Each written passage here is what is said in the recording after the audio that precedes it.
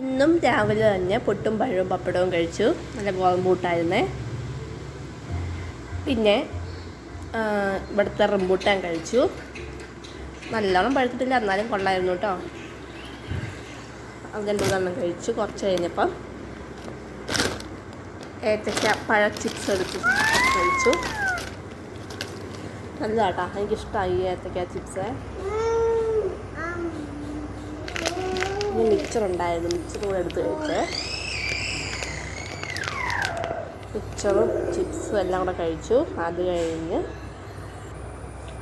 തണ്ണിമത്തനുണ്ടായിരുന്നു കേട്ടോ, തണ്ണിമത്തനും കൂടെ കഴിച്ച്. ഒരു ഉച്ചയ്ക്കായി കേട്ടോ, ഉച്ചയ്ക്കായപ്പോഴാണ് തണ്ണിമത്തൻ കഴിച്ചത്.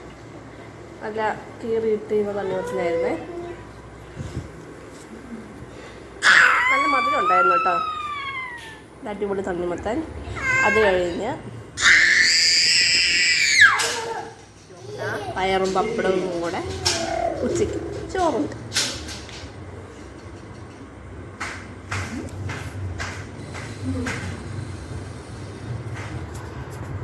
അത് കഴിഞ്ഞ് കുറച്ച് കഴിഞ്ഞപ്പം ബോളിയും പായസം കൂടെ കഴിച്ചിട്ടോ.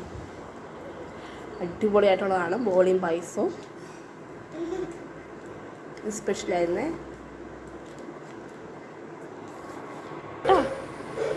പിന്നെ രാത്രിക്ക് അതുപോലെ തന്നെ രാവിലത്തെ ചെറുപയർ കറിയും പപ്പടവും കഴിഞ്ഞിട്ട് വരാമേ മീനും കൂടെ കൂട്ടി കഴിച്ചു. അപ്പോൾ ഇന്നത്തെ വാട്ടൈറ്റിൻ്റെ കഴിഞ്ഞിട്ട്